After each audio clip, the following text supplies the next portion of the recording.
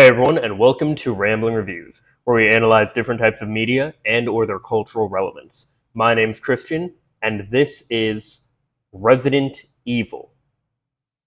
Released in 1996, originally for the PlayStation, it was, of course, as with many games, re-released onto pretty much every other console under the sun. It got a Saturn release, it got a Nintendo DS release, which was called Deadly Science. One thing that I think is kind of cool about they would do this with a lot of like Super Nintendo games too. I really like when games put like the type of console that it is in the name, like Deadly Science for DS, for example. I think there was a game called like Advanced Warfare or something like that, and it was like dual system or dual survivor or something like that. Again, for the DS, I like those kind of things. And you had like Super Mario, Super isn't really that like Super Metroid and stuff. I mean, Super's not really that, creative, I would say. But either way, I just like that kind of naming convention. Resident Evil was produced by Tokuro Fujiwara, who previously developed the game Sweet Home, which was a horror game based off of a movie of the same name. Now, essentially, the way it worked was if Tokuro, forgive my pronunciation here, I speak English and barely that, so when it comes to non-English names, bear with me here. But essentially, this guy kind of knew himself, and I guess others knew him as well, to be kind of a scaredy cat. So if he was afraid of something like Sweet Home or later Resident Evil, if he could scare himself, if he was afraid of it, then he knew it was probably a scary game. I feel like that's kind of the wrong way to go about that. If you're easily scared, I feel like you're probably the worst judge of if a game is scary, because you're going to be scared by pretty much anything. But regardless, it became a pretty big hit, and the game Resident Evil, that is, was developed by Shinji Mikami, who previously worked on a lot of Disney tie-in games like Goof Troop, for example. The game in general, very much kind of based off of, I guess you could say, the core or the skeleton of Sweet Home, had a lot of, Resident Evil itself has a lot of puzzle elements and a lot of backtracking, a lot of, it birthed the subgenre survival horror, which is basically one where, yes, you do have weapons and stuff in the case of Resident Evil. In the case of later games like Silent Hill and stuff, I don't believe you get a weapon at all. But in the case of Resident Evil, yes, you have weapons, but you're very limited on your ammo and stuff, and it's not... The name of the game is not to, like, just shoot up zombies or anything like that, as might be understood from, I don't know, seeing gameplay or just hearing about it word of mouth or something. It's a much more, survival focused game rather than it is an action game. Later games in the series, like 4, 5, and 6, would be more action-centric, which personally I prefer. However, that doesn't really matter as far as this conversation, this review here, because as you can see from the title, this is a story analysis. We're not really going to be dissecting the gameplay much, because I haven't played the Resident Evil games. I don't care to play the Resident Evil games. This is one of those video game franchises where I care more about its legacy and the characters, and in this case, the story, rather than I do the gameplay. The gameplay uses something called tank controls, where essentially you have not a fixed camera, you have a camera that's constantly changing as you enter different rooms and different sections of the map, so to speak. And because of that, essentially the way it works is your character doesn't move with the camera. Forward is always forward for your character, right is always right, left is always left, backing up is backing up. So it can be very disorienting if you're used to following a camera with a more action-oriented game, which, again, like I said, I typically prefer. That has its place, and people that enjoy that gameplay and everything, more power to you. Just not my cup of tea, and the exploration, backtracking, all that stuff, not my cup of tea either. But again, I am really interested in the character, the characters, the lore, the story, and all of those aspects of the game. So that's more or less what we're going to be talking about here as we go through primarily the cutscenes and things of that nature. So with that in mind, just want to kind of give that, I guess, disclaimer that this is not about the game in general. This is specifically in regards to the story. So with that in mind, let's get into it. We open with a narrator explaining that the Alpha Team of STARS, which is short for Special Tactics and Rescue Service, it's basically like the SWAT team of this universe, if you will. But they're searching for the Bravo team of STARS, who mysteriously went missing in Raccoon Forest, a forest just outside of Raccoon City. Now, essentially, there have been these strange murders happening. So they're trying to figure everything out and locate their team and all that. When suddenly they're ambushed by a group of rabid dogs. As they're defending themselves, their pilot, their helicopter pilot, by the name of Brad Vickers, takes off, just hightails it out of there, leaving the rest of them stranded. So running away from everything, trying to, of course, save themselves, they all run into this mansion, which is going to become very important throughout the series of Resident Evil as we go on here. And with this, we begin properly. Here we're introduced to the cast as we have Chris Redfield, who was the person that was just narrating as well, and is essentially not exactly the leader. We'll actually see him a bit later, but he is definitely one of the main characters. We'll get into that in a minute. As we also have Jill Valentine, and I do want to point out, you can see here as well that they include not only the age and the height and weight of these characters, but also the blood type. The reason for that is because with this being a Japanese-made game, they basically culturally look at blood type the same way a lot of Western countries tend to look at things like horoscopes and signs like that, where they kind of look at blood type having to do with personality traits and things of that nature. It's not really, it's not backed up by any real science or anything. It's just one of those things that's kind of fun to take with a grain of salt, like horoscopes. But that's essentially why that's there. You'll see that a lot in like anime and different stuff that's made by a Japanese team as well. It's just a common thing that they do. Now, in the game, Chris and Jill are actually the two characters that you can play as. However, and we're going to be tackling each of their stories and cutscenes one by one here. However, each of them also have, I guess you could essentially say, sidekicks or companions that they have. Jill is actually going to be working with Barry Burton, and Chris, as we'll find later, is going to be working with Rebecca Chambers. Now, from here, I want to mention two things. One, the thing that we had with the opening cutscene originally was released in black and white, and it was censored a little bit. It wasn't really that much, and to be honest, I don't really like the opening cutscene that much, simply because it doesn't have everything's just so close up. You can't really tell what's going on. At least I couldn't when I first saw it. But so I do just want to point out that it was originally black and white and censored, and as it was re-released, it was later put into color and uncensored. So that's pretty cool. We just looked at the uncensored one, but either way, the other thing is that this game has multiple stories. You can play as either Chris or Jill from the start, and we're going to be looking at each of these characters' stories in a minute here.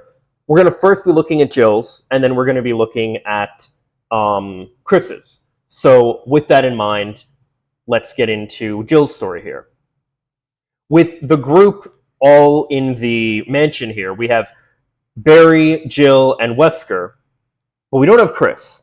Jill, understandably, wants to look for Chris, wants to go back out there for him, but Wesker explains to her, no, don't do that. Those vicious dogs are out there. You try to do that, and they could kill you. Which, in a nice attention to detail, if you do actually try to go out, the dogs will actually be right there. It doesn't kill you or anything. It just, you can't go out. They pop out and you kind of spook you, and it's a little jump scare and all that, right? While they're all discussing what to do, they hear a gunshot in the distance. Jill, thinking that it's Chris, everyone else kind of agreeing, Wesker sends her and Barry off to investigate, where they then find some blood, where Barry then tells Jill to investigate further, and we come face to face with our first zombie. Now, I believe you can um, kill the zombie yourself in the game, if I remember correctly. I'm pretty sure you can, at least in the remake, but we'll touch on that way later. Um, if you don't, though, Jill can just run out, and Barry will actually take care of the zombie in a cutscene. One of the things that's really interesting about this is one of those instances, and I know like The Walking Dead does this, and a lot of things do this, where you know they act like pop culture and zombies don't exist. They there's this creature that's undead, walking like a zombie, moaning like a zombie, eating flesh and everything, and they're all like, "Oh, what is it?" It's like, "What do you think it's in it? What do you think it is? It's a zombie, obviously." Either way, with the monster killed, they agree to report it back to Wesker, yet find that he's nowhere to be found. So they decide to split up and see if they can find him, but not before Barry can provide one of the iconic, cheesy lines that just.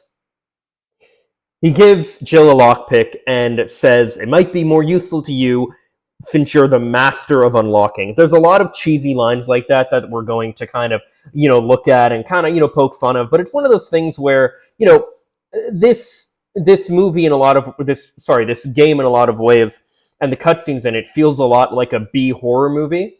And it's cheesy and it's dated and it's very, kind of odd and maybe off-putting to some people, from a modern audience of like, oh, that's too cheesy or whatever. I want my Resident Evil to be more, serious or whatever. But there are a lot of kind of, more cheesy, tongue-in-cheek elements, and I think it just adds to its charm. But I can also understand if you're put off by it. Either way, it is what it is. Now, we have a moment here where we actually see from one of the creature's perspectives. This is known as a hunter, and we see where it's opening the door, and that kind of lets you know these characters are now in play, and these enemies are now in play, and they can give you some real shit. Again, haven't played the game, can't say too much on the game itself, but I do appreciate, from a, I guess you could say, more cinematic aspect, having this creature introduced in this way where you're seeing it, from the monster's perspective and everything like that. Jill runs into Barry again, who shows her that one of the members of the Bravo team by the name of Forrest has met a grisly fate. He explains he's going to try and figure out what caused Forrest's death as Jill continues to explore the second floor. The next big event sees Jill entering into a room which is clearly booby-trapped, as soon as she enters, the door locks behind her and the ceiling starts falling down, for lack of a better way to phrase it, kind of just, closing in on her, getting ready to crush her. Now, this leads to a moment where, she calls for Barry's help, and he is, in fact, able to open the door and save her, where he then delivers one of the, again, horribly iconic lines. He says, "That was close. You were almost a Jill sandwich." And it's like, okay, it's just, it's one of those things where like it's just odd, it's just cringe, but it's like, I think what they were going for, right, was to, kind of lighten the mood and things of that nature. But I mean, I don't know, it's just funny for all the wrong reasons. So the two split up again, and the next major cutscene we have is once again them meeting up. You have to understand, for a lot of the cutscenes and the story up to this point is it's really just them splitting up and investigating things as they figure out stuff and meeting back up with each other. So that's what the bulk of these cutscenes are going to be. But they run into each other once again, and this time Barry gives Jill a I want to say a group, a pack. I'm not entirely sure what you call it, but a round, I guess, of acid rounds. And the way that he says, again, one of the stupidly iconic lines, where he says, she asks, "What is this?" And he says, "It's a weapon. It's really powerful, especially against living things." As opposed to weapons that aren't powerful against living things. Now, I guess, to the credit of that, the fact that they are taking on zombies, right? And they're taking on undead things. Maybe that's kind of what they were going for. Like, if it's powerful against, living things, then it's going to be powerful against undead things as well. But it just came off very odd. It's one of those really weird. I don't know if it's the line delivery or the writing or mistranslation, but and look, hey, I understand that this kind of stuff was just very much of its time. I'm a big fan of the Sonic franchise. The Sonic Adventure 1 and 2, for example, do not exactly have, it's not like all of their lines are great either. So I mean, I'll be more than happy to poke fun at that when we tackle those games as well. But right now we're, talking about Resident Evil here. Later, Jill runs into not Barry once again, but Richard from the Bravo team as he explains to her that he's been poisoned, and as if we couldn't put it together by this point, this house is dangerous. He just, outright says that. It's like, yeah, that's been pretty obvious by this point. But, he's been bit by this giant snake, doesn't have anything to remedy the poison, so Jill offers, of course, to go get the poison and save him. You got to understand, of course, this is, in fact, a video game, so there are going to be, there are very gamey elements, for lack of a better way to phrase it, I suppose. And yeah, that's just how it is. So Jill, of course, gets the serum for Richard, but as she does, he dies, telling her to, keep the serum. She's basically going to need it more than him.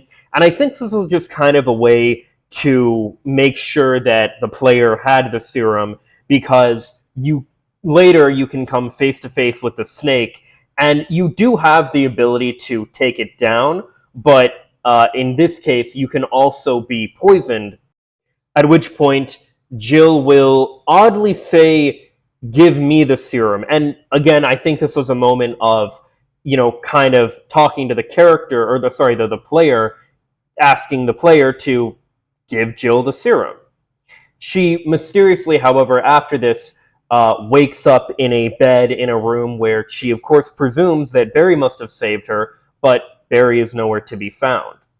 Now, I mentioned earlier that the order that events happen can depend on how you play the game. But not only can the order of events change, events that occur, like that you're seeing in this, review, so to speak, might not even occur when you play the game yourself, because depending on how you play the game, certain events will change, you can get not only a different ending, but different events altogether. For example, as we just went through Jill getting bitten by the snake, if you take the snake down and you don't get bitten, or you just run out and don't get bitten by it, you actually won't have the poison scene. You won't have the moment where she wakes up and, wonders if Barry saved her and where he might be.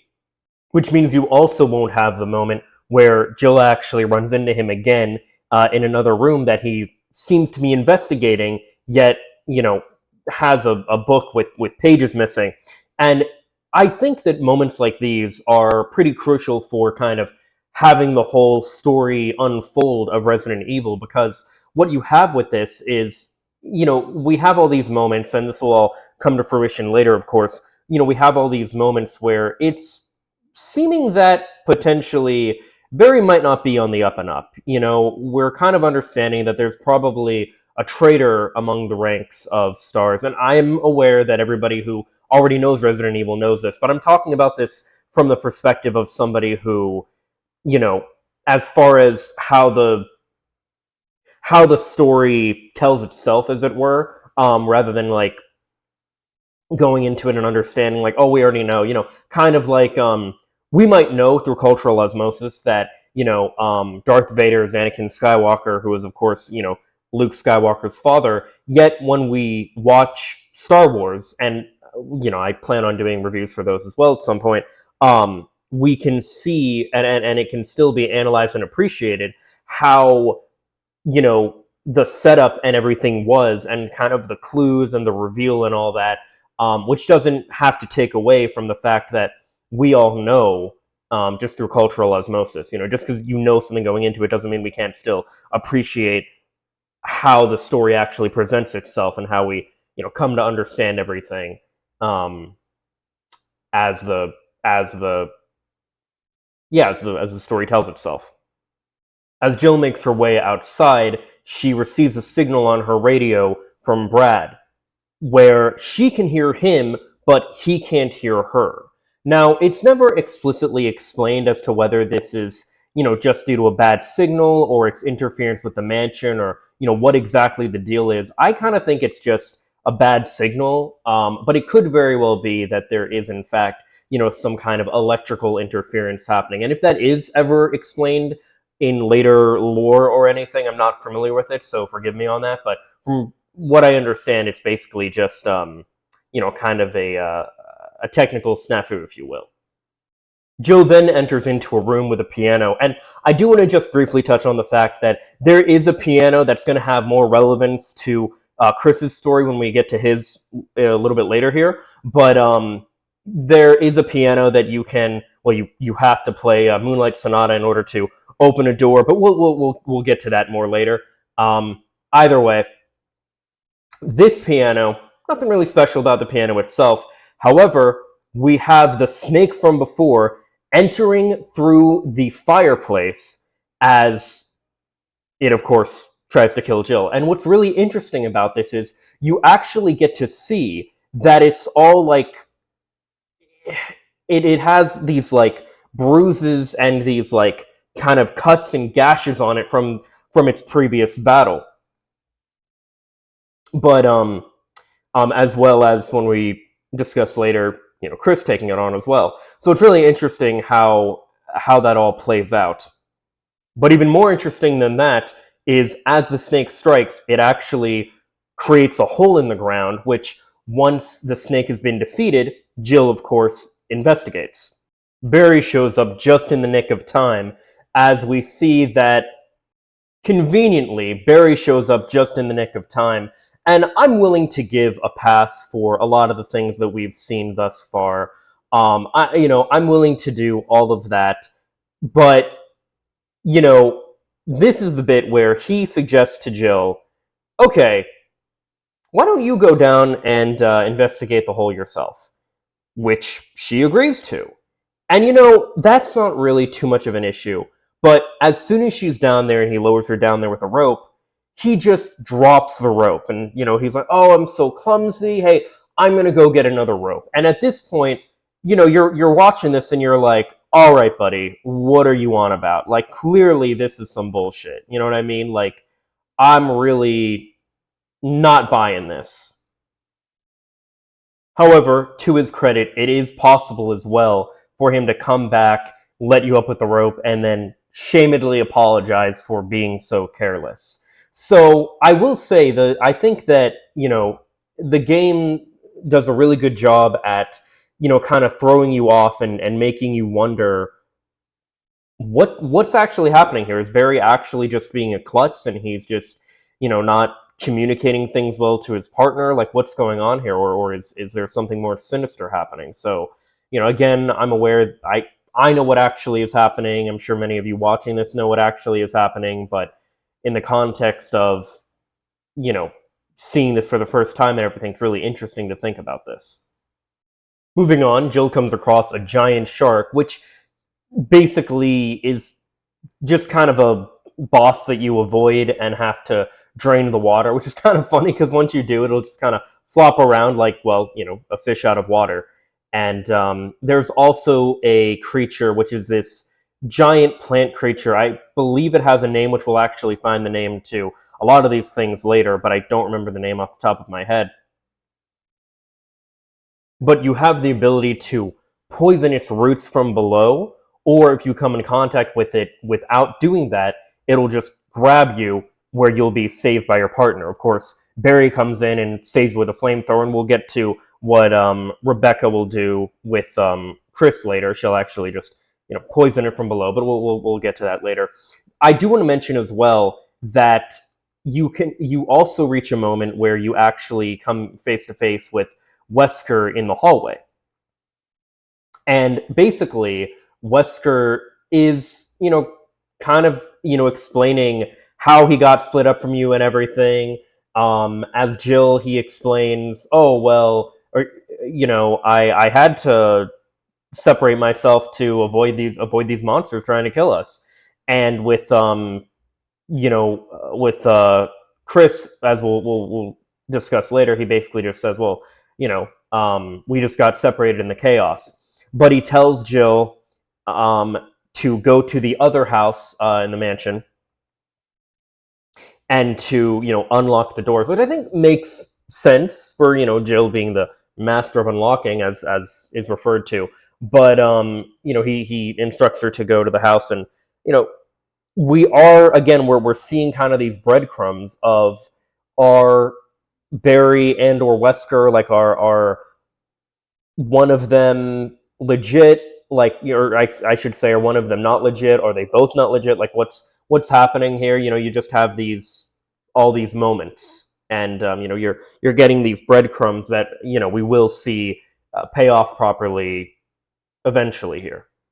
So Jill begins exploring a cave where she runs into Barry yet again. And this is one of those moments where if you played your cards right and Barry found the rope and helped you back up and everything, then he'll be there to help you. But you could actually be separated from Barry since the rope incident and not see him again until much later, as again we'll discuss later here. But we have in what I can only explain as a very gamey element where Jill can. The characters, when they're in this cave, they can use a lever to like rotate the cave in order to like open a new path for them. I have no idea how this works on like a story level or anything like that. I kind of look at this as a very gamey element, the same way that I look at things like, say, loops or rings in the Sonic games, how like they're there for the gameplay, but in the context of like seeing it as a narrative, there aren't really all these loops and crazy springs and rings and monitors and all that stuff. I know that's a contentious point in the Sonic fan base, but hey, we're not talking about Sonic right now. We're talking about Resident Evil. As Jill and Barry are exploring the caves, they run into another Bravo team member by the name of Enrico. This man knows that something is up, and he explains to them, someone has betrayed us. Someone is, pulling the strings and is against everything here, or against us here, I mean to say. And he basically explains that they were all set up by Umbrella before he's fatally shot, and the two of them don't know what's up. Now, I remember when I first saw this scene, it was without Barry, having rescued Jill with the rope and them basically being on good terms again, back together through this and everything. So when I saw that shot, I thought I was half expecting Barry to show up from behind and like reveal that he was behind everything or something like that. But that's not what happens. It wasn't Barry, clearly, and we don't know who it is at the in the context of the story. And again, I know many people watching this already know, but the two get split up again, and Jill finds a secret entrance through a water tower, where she just happens to run into Barry yet again. This point, this is the final straw for me. This is the point where I'm looking at this and I'm saying, all right, there is no way, there's no possible way that he isn't in on what's going on here, because now they're at a secret facility that Jill only found through a secret entrance, and Barry just happens to be there. His explanation, his excuse is, oh, I got lost trying to find you again. Come on, dude. Like, this is the point where I'm just like, all right, there's no shot that he's on our side. There's no shot he's not gonna betray us. But as they investigate further, they find a special report proving that this is all the work of Umbrella. We have that, they've created Cerberus, those dog creatures that we've been dealing with here. They created Neptune, the shark that was dealt with earlier, as well as these creatures that we didn't see much. We'll see them later in when we talk about Chris, but these creatures called hunters as well. And we have confirmation that they are behind everything, as well as a mysterious creature known simply as Tyrant. Now, we have all of this, and then we have final confirmation as well in a group photo of everybody that Albert Wesker himself is, in fact, on the staff of Umbrella. You know, because he's got those iconic shades that I guess he just wears all the time. So, and I get what they're doing there because, they have to, of course, show that obviously this is, in fact, by, that it's Wesker, and that's his iconic way of showing, especially for the, with the PlayStation and everything here. But, it's just still, it's kind of funny, this idea that he's still wearing his iconic shades. But, yeah. And after all this, Barry and Jill meet up with Wesker, where, surprise, surprise, he turns on her. And Wesker does explain. Okay, first of all, Jill's response to this is just as I thought. When it's like, did you? You gave him the benefit of the doubt so many times. I, as an audience member, thought the entire time, okay, yeah, there's something fishy. He's probably gonna turn on her, right? And but I don't know. It's just funny. I don't know. It's just funny. But Wesker explains that he's got Barry's family held hostage, and that Barry has to do whatever he says. Otherwise, he who knows what will happen to them? They might disappear. He might kill them. We don't know. But Barry is very much under Wesker's thumb, and as he essentially shoos Barry away, he explains to Jill that, he's not really doing this for Umbrella at all. He says he's going to blow up everything and get rid of stars because they know too much, effectively. And once Barry leaves, though, he says, we get some really mixed messaging here, because he says Barry's going to be under the thumb of Umbrella forever. And then when Jill confronts him about this, he says he intimidated Barry by taking his family, but it had nothing to do with Umbrella, that he's doing this all for his own means. So then it's like, okay, so, and he even says, but you guys seem to think I'm working for Umbrella. It's like, okay, you just told us you were. So I don't know if this is like a weird rewrite, or just the way that, the way, like, it's weird the way that it's written, or the way that I'm understanding it, but it doesn't really make sense to me what Wesker's actually saying here. Like, we saw that he works for Umbrella. What is he trying to do? He explains to Jill that he has developed this, or Umbrella has developed this, the Tyrant, as we saw briefly, and it's the ultimate biological weapon. But he just says, what would you do if you had that? And so, she understandably asks him, what are you going to, like, sell it on the black market? Pawn off the research to the highest bidder? To which he's just like, no, I'm better yet, I'm just going to show you the Tyrant. Which, okay, that's all well and good, but what are you, like, he has this, like, villainous monologue, and it's like, what are you actually planning? And there is a possibility where, well, here, we'll no, okay. There's a possibility where he can actually lead you in, and he will kind of explain his plan further, but it still doesn't make sense. He just goes on about how the Tyrant is, like, the strongest thing ever, and it's like, okay, but what are you wanting to do? Are you wanting to, like, make an army of, creatures like them at your beck and call? Like, what? I don't know. Wesker's actual motives here don't really make much sense to me. But, as mentioned before, there are multiple different ways that everything can go. If you played your cards right, Barry can actually show back up and knock Wesker out, explaining to Jill that he heard everything and is really embarrassed and, ashamed of himself for having fallen for everything. But, now he's gonna work with her to see what's up and, save the day, effectively. So Jill and Barry come face to face with the Tyrant, and there's a few different ways this can play out. If Wesker leads you in, then he'll just kind of continue monologuing about it and decide to, let the Tyrant free so it can kill Jill.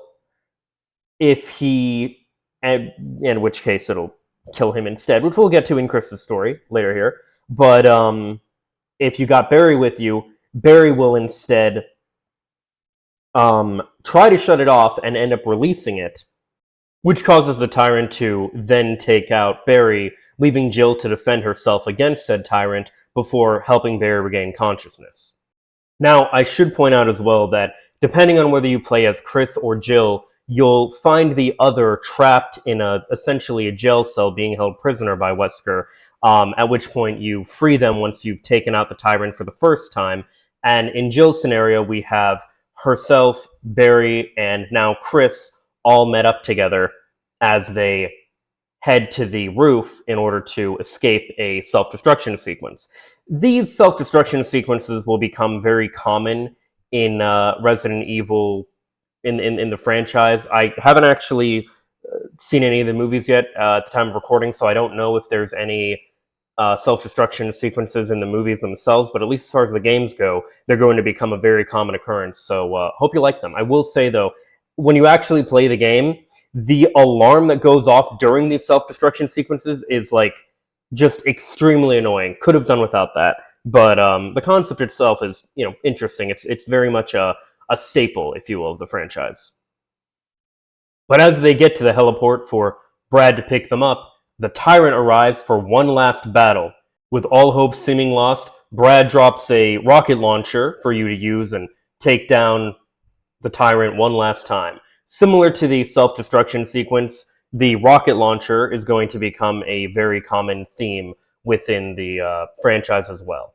With the tyrant destroyed, the gang escape in the helicopter, leaving Jill and Barry to reflect on the events, and Barry mentioning that his family is back home waiting for them and kind of apologizing, of course, for everything that he has done. We also see one of the worst special effects as the Spencer mansion is blown up, but it's just like a cloud of fire and the mansion is still perfectly standing. It's a really bad effect, but we also have a final shot of Jill letting her hair down, revealing that she had a ton of hair underneath her beret. When it's interesting because I always thought the whole idea was that she had the shorter haircut, which would then carry into and make sense why she had that for Resident Evil 3, as will be her next appearance. But either way, that is the end of Jill's story. But much like how there are different things you can do throughout her own campaign in order to trigger different story events and get a different ending overall, there's also an entirely different story with an entirely different character to play as that we haven't gone through yet. And that would be, of course, Chris Redfield. So we're going to go through his story as well, and then we're going to kind of, look at how both stories come together and the whole package works. So with that in mind, let's get into it. Most of the story, especially the beginning, is very similar to Jill's in regards to, like, of course, it's still Alpha Team exploring Raccoon City. They still get trapped by the dogs, or chased by the dogs, I guess you could say, the zombie dogs, where they go into the mansion. Although instead of in Jill's story, it was mentioned that Chris had separated from the rest of the group. Now, you might think that, okay, well, maybe in Chris's story, Jill will be separated, but no, in actuality, you're just playing Chris's side of the story, where he is in fact separated and looking to explore the mansion to find the others, essentially, especially that of Jill and Wesker. Now, I mentioned in Jill's story that her and Chris both have their own companions that go throughout the mansion with them throughout this game. For Jill, that was, of course, Barry. And for Chris, we have a character that we didn't even see in Jill's story, that we only saw in the intro cutscene, kind of, the little thing where it kind of gave people's little character bios at the beginning. And that is Rebecca Chambers, a character who even mentions herself that she just started working with Bravo Team last month, and it turns out she's essentially the only survivor. Now, I'm well aware that there is Resident Evil 0 in later years, which kind of gives more to her character and things of that nature, but at least, especially in regards to this game, we're going with the story set up by this game and all that. The two agree to work together, but Rebecca asks Chris to go ahead of her because she has to prepare something on her own. There are some pretty contrived reasons, I feel, as to why Barry needs to split up with Jill and why Rebecca needs to split up with Chris. I think really it's more just because they couldn't they couldn't have the two together constantly on the PlayStation. I think it's more kind of for technical limitations of things like that.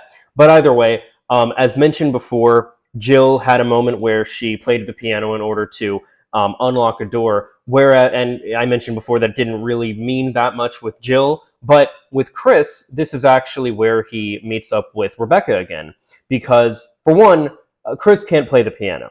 So we have this bit. It's kind of nice actually, where as they meet up again, Rebecca plays, and it's still the same song, Moonlight Sonata by Beethoven. And she at first plays it and it doesn't really do that well. She mentions that she can read music and she doesn't do that well, but she basically tells Chris, "I'll tell you what, you keep exploring the mansion. I'm going to go ahead and practice and see if I can figure this out." So again, another kind of contrived reason to split them up, but it's a nice kind of bit of character interaction here. However, later once you do some more exploration and more gameplay focused things that aren't don't really have cutscenes or anything related to the story specifically, you come back and Rebecca is able to play the song perfectly, opening the secret door just as it did with Jill.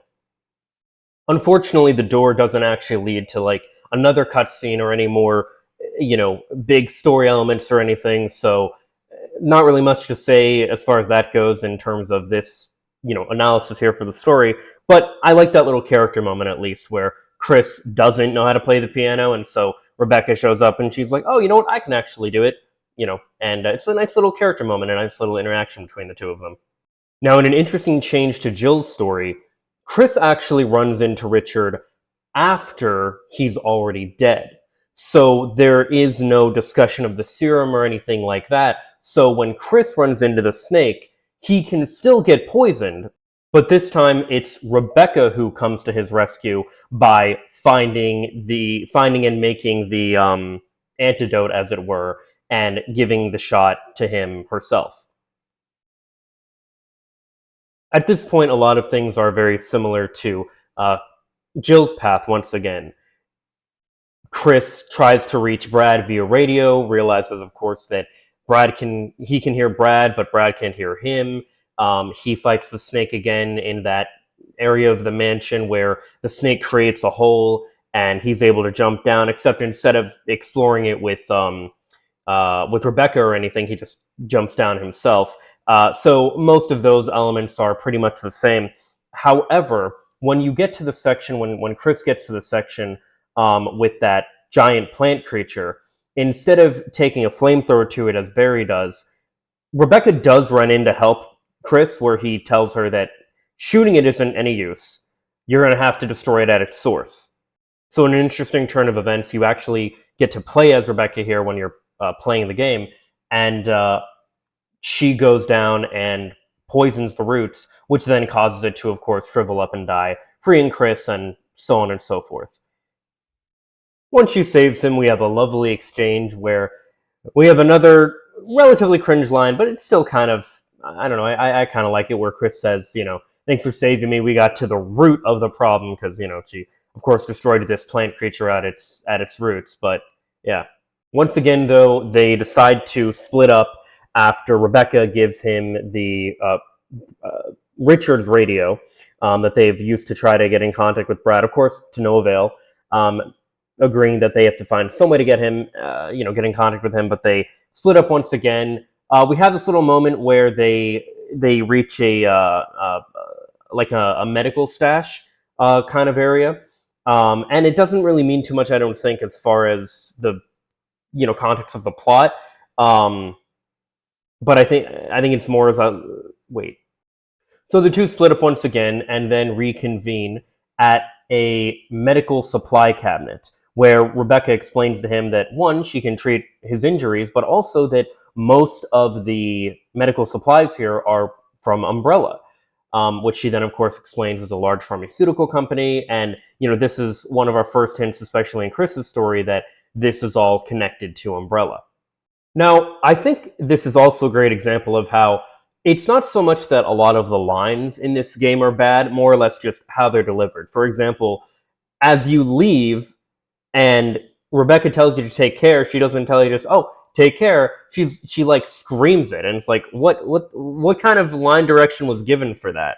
From my understanding, in a lot of older games like this, they wouldn't actually, like, the directors wouldn't give context as to why the characters were saying what they were. They were just saying things in a certain way, based on what the director told them. And I know, for example, in like the with the Sonic games, a lot of it came down to the Japanese directors basically insisting that people talked and said things in certain inflections and ways that wouldn't make sense to an English speaking audience. But either way, it is what it is, right?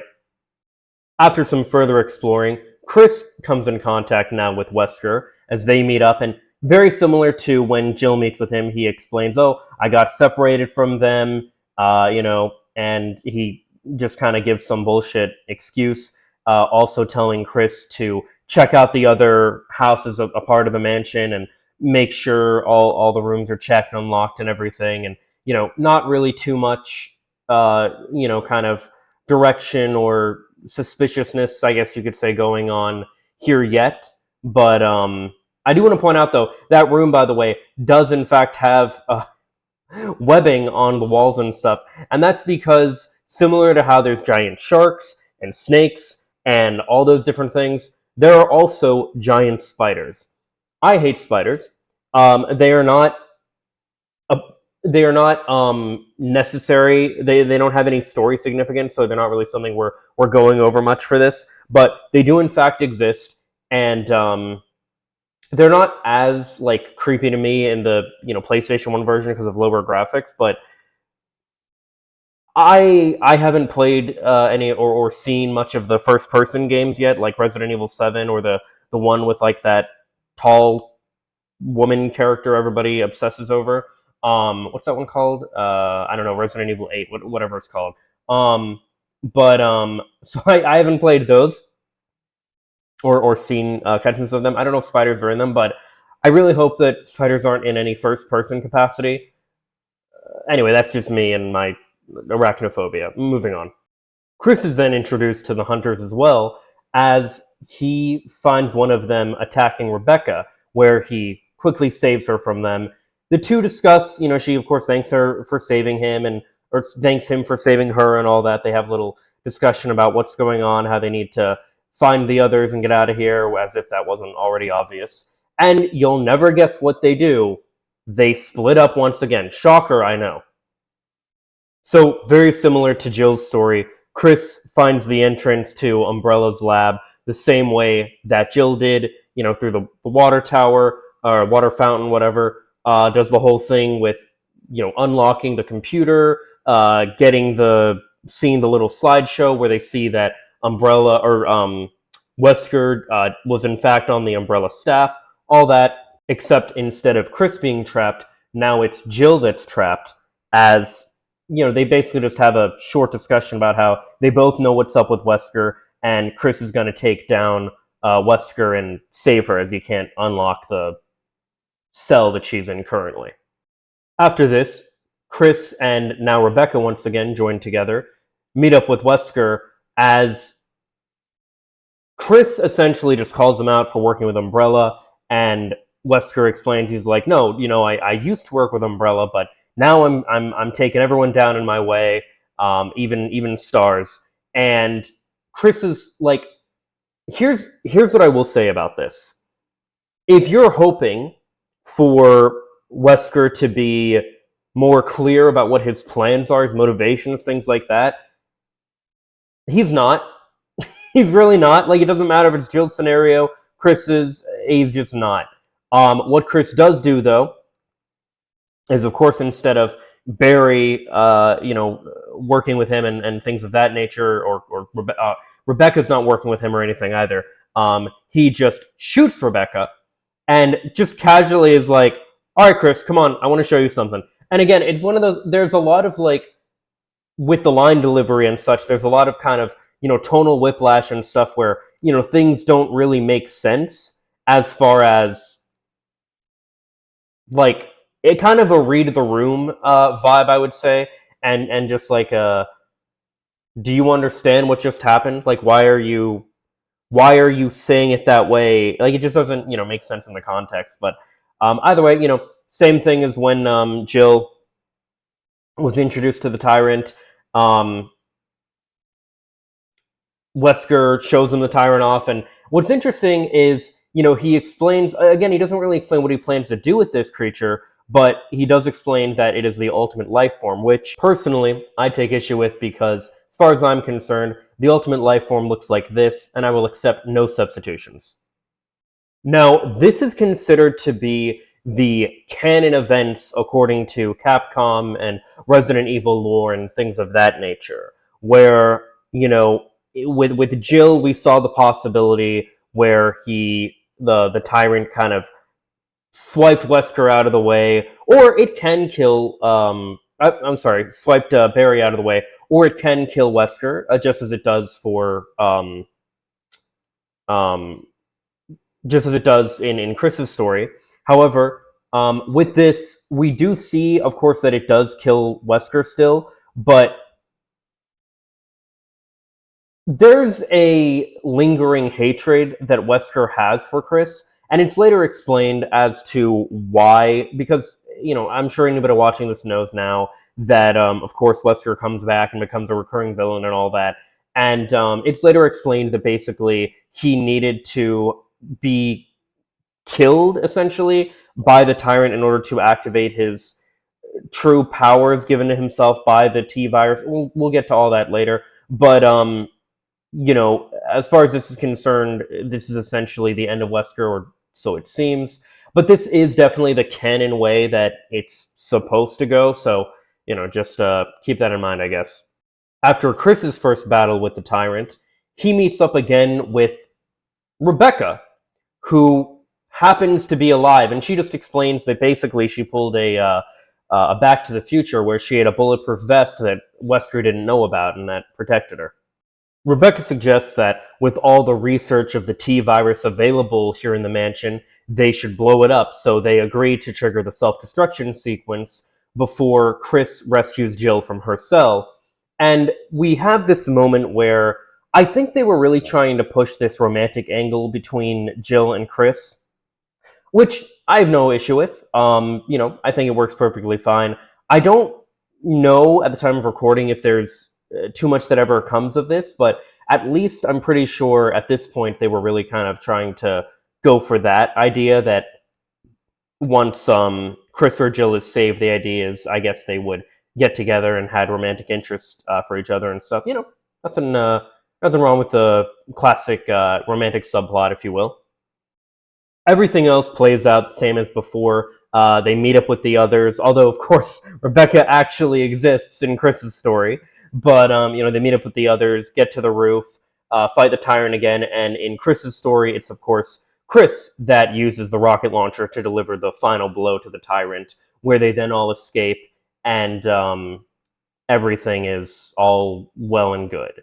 As before, there are several different ways the story can go. Chris can be alone. You can have this thing where, you just have Chris and Rebecca talking. And as I mentioned before, you do have that kind of, romantic insinuation between Chris and Jill as she just kind of sleeps sweetly on his shoulder and that. And, it's, that's the end. It's, Chris mentions to Rebecca in their ending, as it were, that, this was just a really strange mission. Like, this was really something else. And that's really it. That's the end of, they leave the mansion to blow up. And that's it. That's the end of the story of Resident Evil.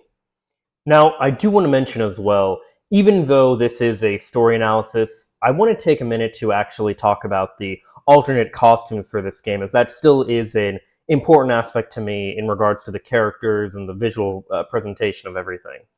So, with Jill and Chris on the, because the game was released several times, each time they got different costumes. Throughout most of them, you just have Jill and Chris. My favorite ones for both of them actually being for Jill, it would be the one we see on the top left here with the black crop top, and the one we see with Chris here wearing the blue jacket, I think, and some kind of black jeans, I think. Maybe I'm not entirely sure what they are, but those are my personal favorites. But the game was, as the game was re-released several times as well on the DS version, and the Dreamcast version for that matter. Rebecca even got alternate costumes, being that of, I'm not entirely sure actually what this one on the top left is. The one on the top right is apparently meant to be like a basketball cheerleader uniform, which makes a cameo in the um, uh, I think there's like an image that you can get of her in it in the second Resident Evil game, if I'm remembering correctly. And there's also a alternate costume here for Jill and Chris on the DS version, which was called Deadly Science. Jill has this sexy cop kind of outfit, whereas Chris is a ninja for some reason. I mean, hey, you do you. Either way, I think those are fun costumes that add to replayability, or even if you just want to see the cutscenes or someone else play the game, you can at least find the alternate costume, especially like the black crop top that I like. You can see like a full playthrough of that. So I mean, that's always fun. I like when games do that and have alternate costumes and stuff like that. So yeah, that's always cool. Overall, definitely a good first attempt. Definitely, good as far as like introducing us to the characters, the world of Resident Evil, Umbrella, Wesker, all the characters. Yes, it of course has some moments where it's very cheesy with some of the lines, but I do think Resident Evil is better looked at as more of like a B movie horror action thriller kind of thing rather than just straight up horror. I know there's a lot of people that, especially with the first Resident Evil, and I guess even the second one to an extent, kind of think of Resident Evil as like, oh, the classic Resident Evils were always more, focused on the horror elements and stuff. I don't really know if that's true. I mean, you have like the ending having a very action set piece with the RPGs. You have all of these different elements where you have this kind of like, almost government conspiracy thing. You have all these action elements. I think, it was always kind of more of an action horror rather than just straight up horror or anything like that. But, either way, of course, there were some really kind of odd lines with things like, the Jill sandwich, the, oh, you're the master of unlocking, the, all those kind of lines, right? And a lot of the line delivery with ways that all of the characters would say things. I mean, none of them were spared from that. It's there are definitely some elements that, especially this version of Resident Evil, can be a bit difficult to look back on, and everything as far as either the game or the story of the characters. There was a remake, I believe, in the year there was a remake released as well in the year 2002, and that'll be discussed much later. But and from what I remember, that did a lot better as far as fleshing out the characters and the story. It also did a lot better for the gameplay and stuff. It was a very good remake that is very highly regarded in the fan base for very good reason. But we'll get to that later down the line. As it is, though, that is the end of Resident Evil, the story of Resident Evil. And like I said, overall, I did quite enjoy it. It does have some elements that makes it very dated and of its time. But I think overall it works as a narrative. And whether you're interested in Resident Evil for the game itself and want to go through the whole thing, or you're like me and you're more interested in the characters, the lore, the story of it all and all that, but you're not really that interested in the game for whatever reason, I think it's worth either playing or at least looking up the cutscenes online or something. But either way, yeah, as always, these are my thoughts. Let me know what yours are in the comments down below. Follow me on social media for more. Subscribe and ring the bell to stay up to date. Leave a like if you like. And if not, I hope you find something you do like. Later, guys. Peace and love.